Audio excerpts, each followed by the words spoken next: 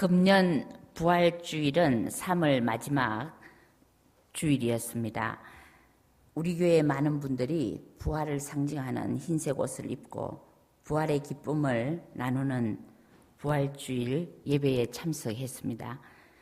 여기 앞에 강대상에는 부활을 상징하는 백합화 꽃들로 장식되어 있었습니다. 어린이에서부터 어른에 이르기까지 모든 교인이 연합으로 예배를 드리며 부활의 축제를 나누었습니다.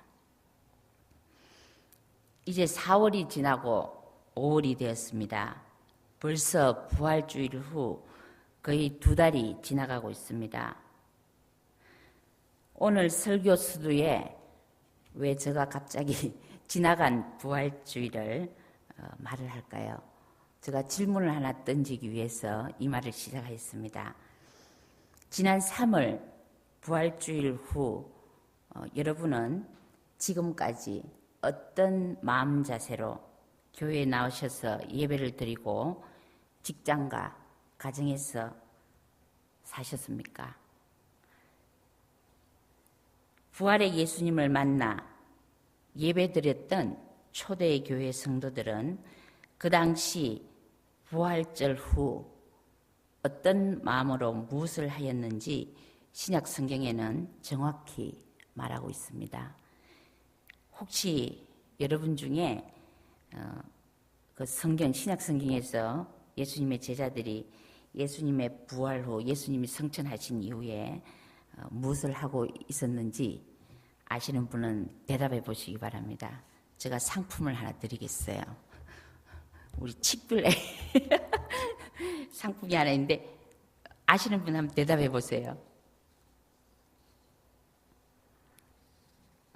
아셔도 너무 겸손하셔서 대답을 안 하시는. 답은 아세요? 모르세요? 답은 예수님의 제자들은 너무나 당연한 겁니다. 예수님의 부활을 본 후 예루살렘 다락방에 모여 전혀 기도에 힘쓰며 성령님의 임재를 갈구하였습니다. 그냥 원한 게 아니라 그것보다 더 강도가 높은 거죠. 갈망하고 구하였습니다. 왜냐고요? 예수께서 이 땅을 떠나시기 전 제자들에게 하신 말씀을 믿고 순종하였기 때문입니다. 요한복음 15장 26절에는 내가 아버지께로부터 너에게 보낼 보혜사 곧 아버지께로부터 나오시는 진리의 성령이 오실 때에 그가 나를 증언하실 것이요. 보혜사를 보내시겠다는 거죠. 그 다음에 요한복음 16장 7절에서는 그러나 내가 너에게 실상을 말하노니 내가 떠나가는 것이 너에게 유익이라. 내가 떠나가지 아니하면 보혜사가 너에게로 오시지 아니할 것이요. 가면 내가 그를 너에게로 보내리니. 즉 성령을 보혜사를 보내겠다는 약속을 주님이 하셨습니다. 영어 성경에서는 우리 보혜사라는 말을 여러 가지로 사용하고 있습니다. 지지자라고도 표현하고 위로자 그리고 또 도우는 자. 그래서 여러분 성령 하면은 우리가 교회를 많이 다니신 분도 성령 하면은 그 단어는 아는데 머릿속에 여러분 그림이 그려지지가 않고 있어요. 오늘 저녁에 여러분들 머릿속에 지금부터 주님 앞에 가시는 날까지 성령 하면은 도우는 자. 여러분 옆에서 여러분을 지지해 주는 자. 여러분 지지자가 많이 있어요? 뭐 남편이 있어도 어떤 때는 남편이 지지자가 안 되지요. 자녀들이 있어도. 그리고 친한 친구가 있지만 또 여러분의 모든 형편을 이해하고 지지해 주지를 못하는 게 우리 인생입니다. 그런데 성경에서 성령님은 우리 곁에서 우리를 위로해 주시고 지지해 주시고 도우는 자로 보내주셨다는 것입니다. 신약 성경을 보면 부활주일을 지낸 후 제자들은 열심히 전심을 다해 성령의 임재를 열망하며 기도했습니다. 사도행전에서는 그들은 실제적으로 성령의 강한 임재를 체험하게 하였다고 기록되어 있습니다. 그런데 이 체험은 그리고 매우 신비한 체험이었습니다. 예수님의 부활 후 50일이 지났을 때 제자들은 성령 강림을 경험하게 되었습니다.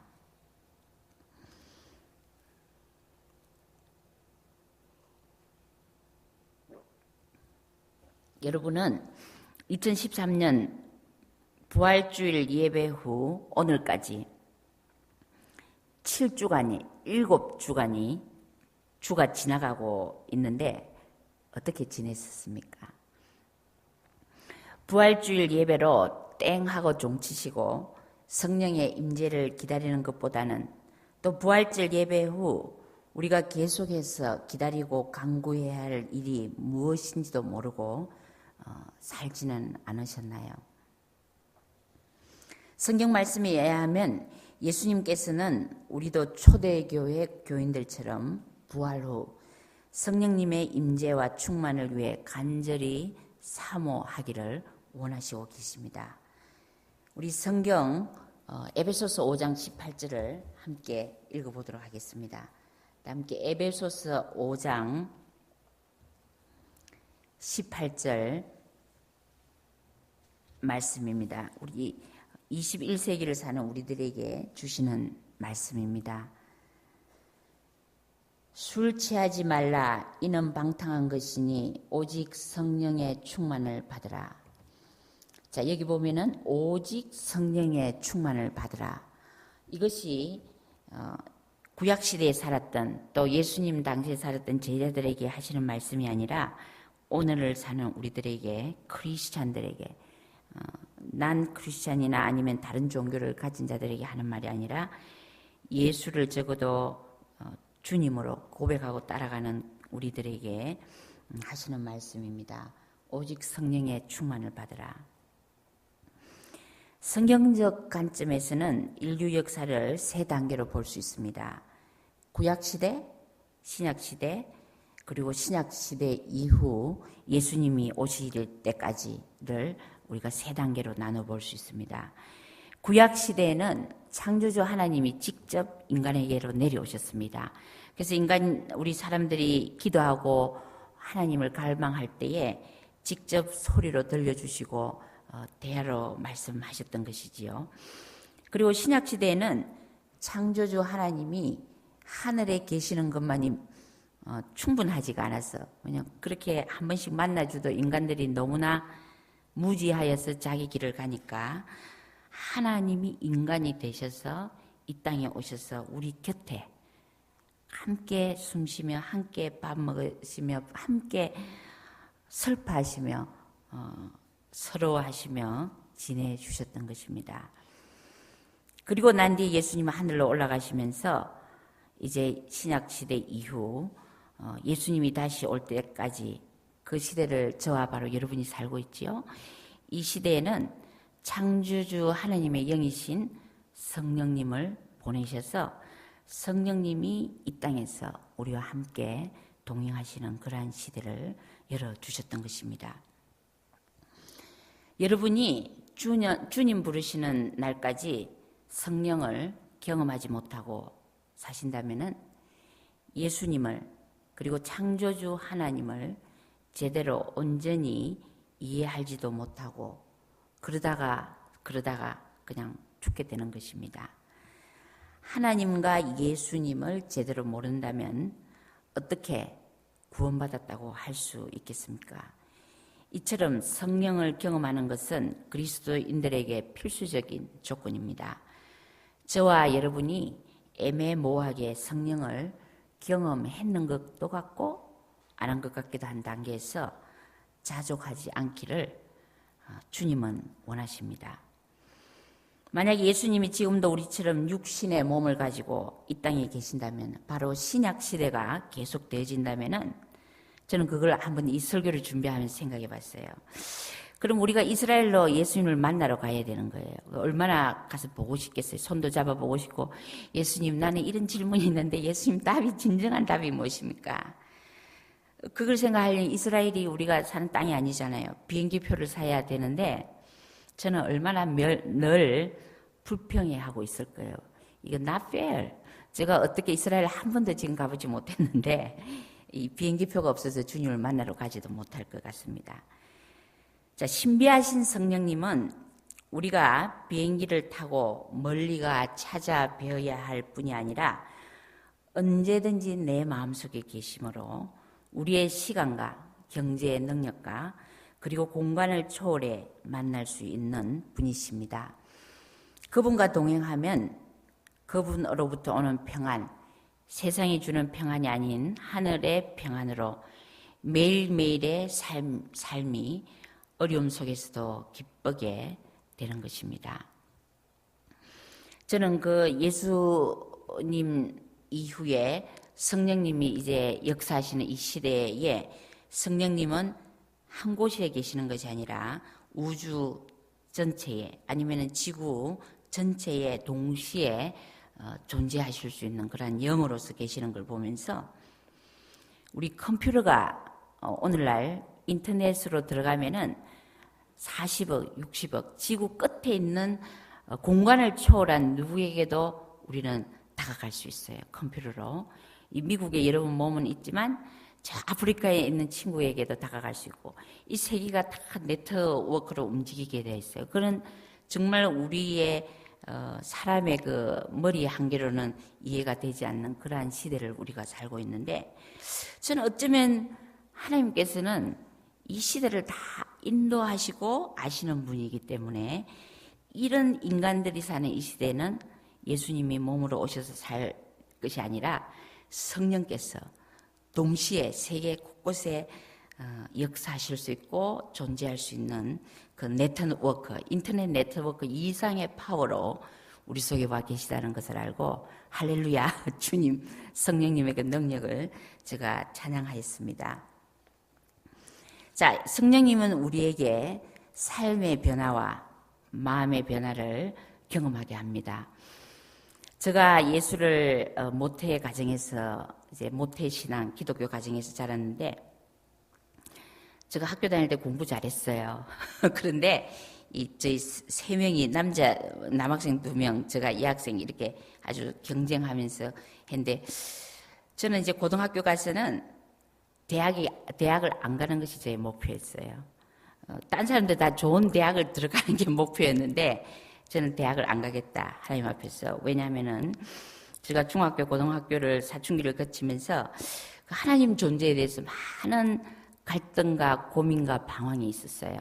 우리 어머니도 교회에서 신앙생활 너무 잘하시고 우리 주변에 목사님들도 많은데 그 교회나 그분들을 통해서 제가 만나는 그 하나님은 너무나 교과서적인 하나님 같기도 하고 그래서 제가 대학 가는 게 중요한 것이 아니라 그 하나님 진정으로 제가 만져보고 싶고 저랑 대화 나눌 수 있는 그 하나님을 만나지 않고서는 저 인생은 여기서 스탑이 된다는 그런 마음이었어요.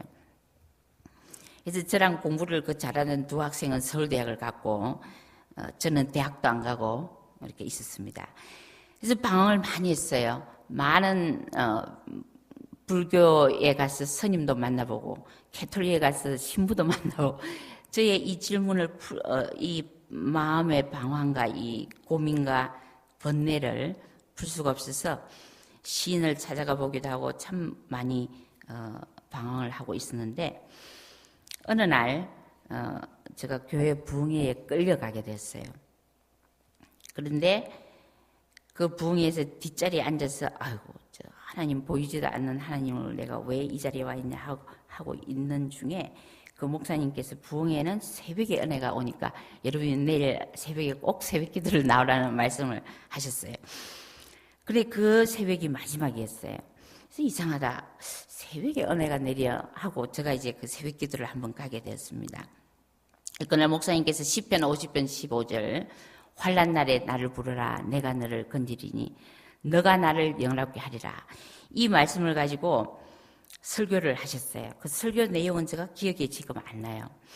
설교를 하시고 자 여러분들 지금부터 눈을 다 감고 기도를 하십시오. 이제 새벽기도 끝나서 부를 거고 찬양이 노래가 반주가 나오고 기도를 하기 시작하는데 제가 눈을 감고 기도를 시작하는데 조금 이따 저는 놀라운 정말 지금 생각해도 doesn't make sense. 난센스 같은 상황을 제가 만나게 되었습니다.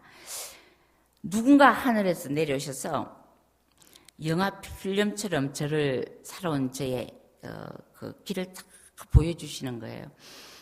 근데 그 하나하나를 보면서 제가 그때 20대 초반이었는데 뭐 제가 인생을 많이 살지 않았기 때문에 큰 죄를 지은 것도 없지만 하나님 앞에서 저 존재를 보여주시는데 제가 너무나 죄인 중에 죄인, 괴수 중에 괴수, 저는 제가 잘났다고 생각하고 살았거든요.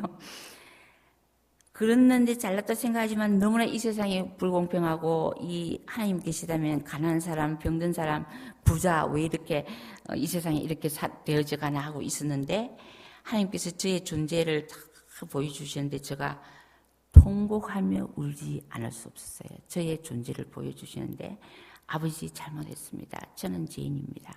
아버지 잘못했던 죄인입니다. 저의 죄를 고백하면서 죄인됨을 하나님 앞에서 눈물로 부르짖고 옆에 누가 있는 거는 상관하지 않았어요. 얼마를 울었는지 모릅니다. 제가 눈을 떠보니까 아무도 교회에 없고 다 갔어요. 시계를 보니까 낮 12시예요. 제가 새벽기도 6시부터 낮 12시까지 한순간이 지나간 것 같았어요. 그런데 기도를 하고 제가 눈을 떴을 때에 저의 마음속에 정말 하늘로부터 오는 평안이 저 속에 임하는데 제가 너무나 제 자신의 변화를 경험하게 되었습니다.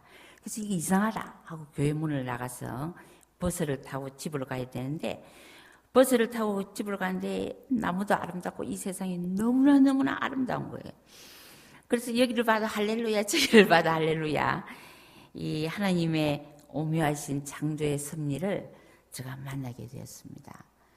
저는 그렇다고 제가 부자가 된 것도 아니고 저의 환경은 그대로였어요. 그런데 그 경험을 하면서 성령님이 이 시대도 역사하시구나. 정말 하나님께서는 성령님을 보내셔서 저같이 죄인에게도 하나님이 은혜를 주시면 이렇게 삶이 변화되구나. 그러면서 저는 그 시간부터 하나님께서 저의 인생의 인생의 그 길을 앞장서서 인도하시면서 아무튼 지금 이 자리에 서게 되었습니다.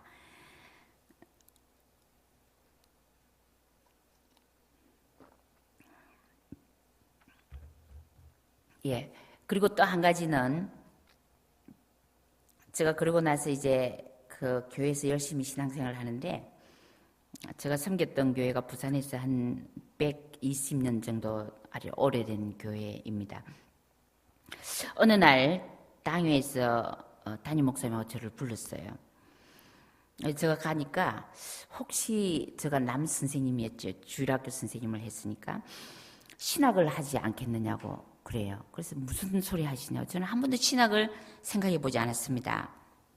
우리 교회에서 전적으로 장학금을 다 줄 테니까 당신은 꼭 신학을 해야 되겠는데 우리 교단은 절대 여자 목사가 될 수 없고 전도사를 되기를 원하니까 공부를 하라는 거예요. 그래서 제가 딱 한마디로 No thank you.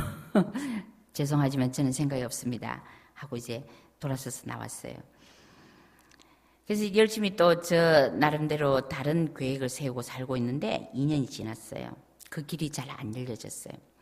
또 당에서 저를 불렀어요. 2년이 지나고 난뒤 우리 담임 목사님께서 정말 신학을 공부 좀 해보세요. 우리가 다 4년 동안 돈을 다 드릴 테니까 생활비도 다 드릴 테니까 꼭 공부를 해봐. 그런데 목사는 되지 마십시오. 여자니까 전도사로. 그때 제가 2년이 지나고 난데 이제는 더 이상 도망갈 길이 없구나 하고 그럼 생각해 보겠습니다. 그렇지만 제가 초교파 신학을 갈 테니까 저를 그쪽으로 보내주시면서도 장학금을 주시겠다면 제가 가겠습니다. 이제 신학을 갖고 공부를 하는 중에 어느 날 제가 하나님 앞에서 기도를 하고 있는데 이제 콰이어트 타임을 밤에 가지고 있는데 이번에는 저에게 강한 음성이 들려왔어요. 외국어로 공부를 하러 영어권으로 공부를 계속해서 더 하러 가라는 거예요. 그래서 내가 미쳤어요, 하나님? 저는 외국에 안 갑니다. 첫째는 돈도 없고 또 제가 영어도 준비가 안 됐고 안 갑니다. 그랬어요. 그리고 이제 한참을 그냥 잊어버리고 지냈어요. 그날 밤에 하나님과 씨름을 많이 하면서 하나님 저에게 아브라함이 믿음으로 순종하는데 너는 믿음이 있다면 순종하라. 그래서 제가 아멘을 못하고 그렇게 지나고 그걸 거의 잊어버리고 살고 있었어요. 근데 어느 날 청년 한 명이 저한테 전화 와서 기도하는데 꼭 저를 만나고 싶다고. 그래서 제가 왜 그러냐고 나갔어요. 나가니까 저보고 가방을 가져오라고 그래요.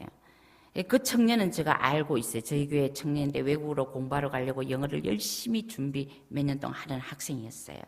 갔는데 이 모든 책을 영어로 된 책을 다 가져와서 저에게 이 책을 다 드리겠다는 거예요. 그래서 무슨 소리 하냐고 그러니까 하나님께서 이 책을 전도사님한테 주라고 그리고 언젠가 이 책이 쓸 때가 있을 거라고. 그런데 그 중에 영어로 된 성경을 저에게 주면서 이것은 캐나다에서 저희 교회에 선교사로 왔던 빌리라는 선교사님이 계셨어요.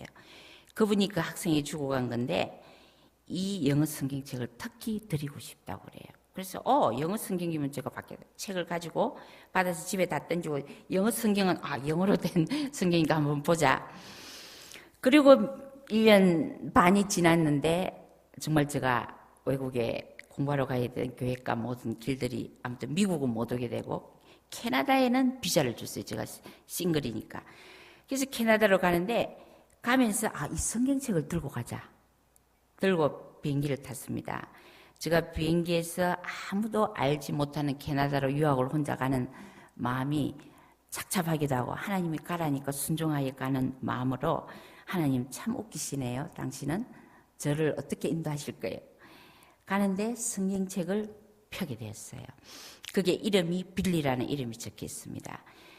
저는 그 선교사님을 한국에서 저희 교회에 있었기 때문에 알았지만 캐나다라는 나라만 알았지 그분이 몬트리올 사는지 토론토 사는지 전혀 몰랐죠. 그런데 그 성경책을 놓고 저 기도했어요. 하나님이 인도하신다면 이분을 한번 만나게 해주세요. 제가 주소도 없고 전화번호도 없습니다. 아무도 아는 사람도 없습니다. 그러나 제가 한번 만나기를 원합니다. 하나님 능력자신데 살아계신 하나님 역사하신다 만나게 해주시겠지요.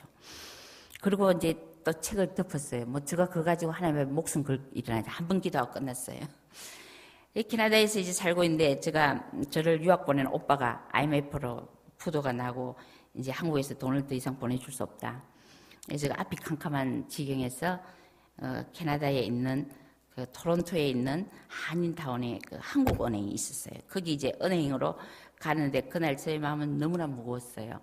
하나님의 인도하심을 받고 왔는데 아직 시작도 안 했는데 끝이 난 거예요.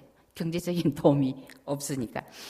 그래서 착잡한 마음으로 참 하나님 어떻게 합니까? 참 하나님 제가 어떻게 한국을 돌아갑니까? 저는 이제 공부도 안 하겠습니다 하고 투덜투덜 하면서 가고 있는데 당연히 제가 머리를 푹 숙이고 가고 있었죠. 기분 안 좋게. 근데 누군가 제 앞에 와서 저를 딱 부딪혔어요. 그러니까 누군가 큰 사람이 저를 딱 부딪히니까 저도 놀라서 이렇게 얼굴에 들고 그 사람을 봤는데 그 사람이 빌리 선교사님이었어요. 제가 엄마 하고 고함을 지르지 않을 수 없어요.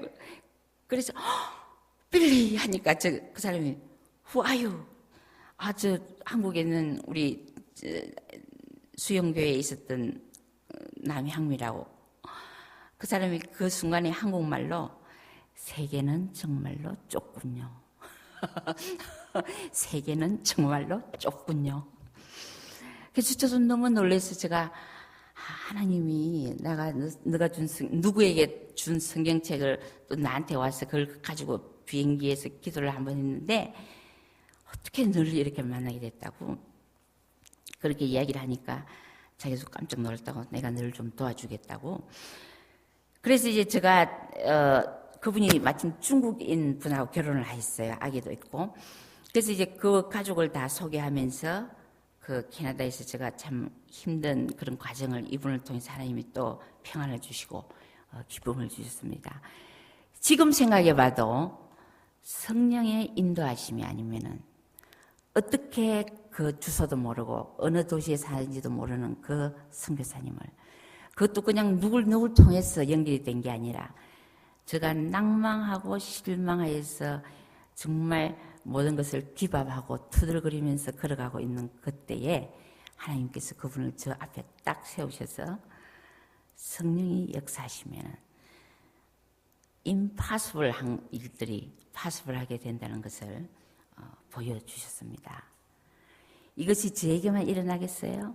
우리 모두에게 성령을 인정하시고 그분을 갈망하며 갈구하며 성령의 시대를 산다고 고백하며 믿음으로 성령님을 의지하는 자에게는 지금 이 밤에도 또 이날 이후에도 여러분이 하나님 앞에 가는 그날까지도 우리의 삶 속에서 성령님은 즐겁게 우리를 도와주시고 안내해 주시고 위로해 주시고 지지자가 되어서 여러분과 동행해 주실 것입니다. 이것을 믿으세요? 믿으시나요? 예. 자, 그런데 성령은 다양하게 역사하십니다. 우리의 이성과 감성 그리고 의지를 통해서 역사하십니다.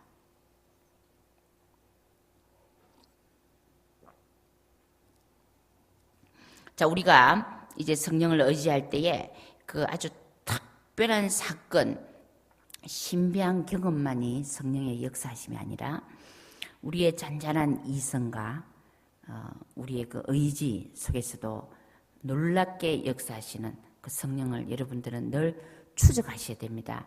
성령님이 오늘도 내 삶 속에 일상생활 속에 어떻게 말씀하시는지 그리고 성령님께 언제나 모든 일을 기도하시고 그분의 인도하심에 반응하신다면은 우리는 21세기에서도 성령의 놀라운 역사들을 경험하게 됩니다.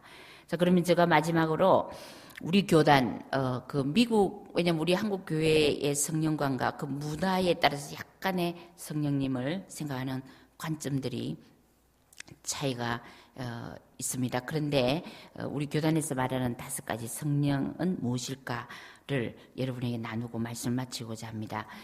자, 첫째로 성령은 하나님 자신이다. 그래서 성령은 창조주 하나님, 구원자 아들, 보혜사 성령. 그래서 삼위일체 하나님이라는 것을 이야기합니다. 그래서 여러분이 하나님과 관계를 맺고 예수님과 관계를 맺고 이러한 그 릴레이션십에 들어가실 때에 성령의 인도하심과 도와오심이 없이는 우리가 온전한 하나님과 예수님을 암 속에 들어갈 수 없습니다. 왜냐하면 이분은 이 세 분은 동일하게 하나 삼위일체로 역사하시기 때문입니다.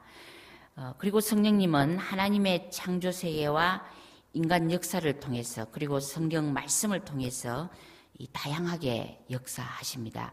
그래서 여러분들이 창조 세계를 볼 때 나무를 볼 때 바람을 볼 때 하늘을 볼 때도 성령이 어떻게 역사하시는가 그 속에서 말씀하시는가를 고대하셔야 되고 인간 역사 우리의 일어나는 일들을 통해서도 성령의 역사들을 관심 있게 바라보아야 됩니다. 그래서 하나님을 통해 역사하신다. 그다음에 두 번째 성령님은 우리와 함께 with 그리고 우리 속에 in 속에서 친숙하게 그 다음에 파워풀하게 그리고 신비스럽게 나타나는 현존. 그러니까 그 전에 그냥 있었던 분이 아니라 지금 현재 역사하는 존재라는 것이죠. 그래서 성령님은 자연계와 과학의 세계, 또 인간 역사 속의 놀라운 사건들, 그리고 선지자나 또는 하나님의 종들의 선포를 통해서 하나님의 뜻을 우리들에게 보여주십니다. 그러나 애석하게도 인간은 하나님의 뜻들을 받아들이고 따르기에는 의심이 많고 무감각하다는 것입니다. 자, 그리고 세 번째로 이러한 성령의 경험은 강력한 초자연적 능력, 신비스러움을 경험하며 인간이 하나님과 연합하는 믿음을 가지게 되고 이것이 우리를 구원의 확신을 인도하며 자, 성령의 그 경험을 한 자는 이 신비스러움을 경험한 자는 자기도 모르게 하나님과의 연합되는 믿음이 쑥 자라는 것을 경험하게 됩니다. 그래서 여러분이 성령은 경험해야 되고 안 해가 아니라 여러분의 믿음이 자라기 위해서는 성령의 경험을 꼭 하셔야 된다는 것이죠. 그 다음에 네 번째로는 개혁교회의 전통에서는 그 개혁교회라는 것은 캐톨릭에서 우리 종교개혁을 해서 있는 그 교회들 말하지요. 그러니까 개신교를 말합니다. 에서는 심오한 신비스러움, 더 정확히 말해 신비스러운 성령을 뚜렷하게 인정합니다. 그 성령은 굉장히 이성적이고 의지적이지만 또 때로는 정말 제가 그 빌리 선교사님을 이렇게 길에서 탁 만난 것이 저도 지금도 계산이 안 돼요. 때로는 우연히 일어난 것도 같고, 근데 이 상황이 너무나 신비스럽게 정확하게 맞아 것을 제가 보게 되는데, 자, 이렇게 신비스러운 영역을 우리는 뚜렷하게 그 인정하게 됩니다. 또한 성령은 쉽게 알려지거나 직접적으로 보여지지 않고 눈으로 볼 수도 없고 분석되어서 1 더하기 1은 2다 이렇게 어떤 논리적으로 표현할 수도 없고 때로는 말로도 그 언어의 한계를 느낄 정도로 표현하기가 쉽지 않는 그러한 신비성을 가진 그러한 것이 바로 성령이라는 거지요. 그리고 마지막으로 성령의 임재는 언제나 개인적으로 또는 공동체적으로 동시에 존재합니다. 그래서 성령은 성경 말씀을 통해서 그 다음에 성찬식을 통해서 예배를 통해 그리고 교회 공동체의 사역을 통해서 우리 속에 임하시고 우리 속에 역사하십니다. 자, 돌아오는 주일은 우리 이번 이제 돌아오는 일요일은 2013년 오순절 성령 강림 주일입니다. 이 성령 강림 주일에 의미 없이 몸만 주일 예배에 나오실 것이 아니라 성령의 임재와 충만을 간절히 사모하시면서 예배의 자리에 나오시기를 축원드립니다. 내일부터 목요일, 금요일, 토요일 3일간이라도 형식이 아니라 진지하게 주님 앞에 무릎 꿇고 성령의 임재와 충만을 간구해 보십시오. 성령이여, 성령이여, 이 부르짐을 외치는 매일의 삶이 되기를 주님의 이름으로 축원합니다. 왜냐하면 우리의 위로자요 도움자요 인생의 안내자이신 성령님과 동행하지 않으면 그리스도인으로서 이 땅을 살아가는데 승리할 수 없기 때문입니다. 세상 사람으로서는 승리할 수 있을지라도 그리스도인으로서 이 땅을 살아가는데 승리할 수 없습니다. 보혜사 곧 아버지께서 내 이름으로 보내실 성령, 그가 너에게 모든 것을 가르치고 내가 너에게 말한 모든 것을 생각나게 하리라. 아멘. 이 시간에 우리 기도하시겠습니다.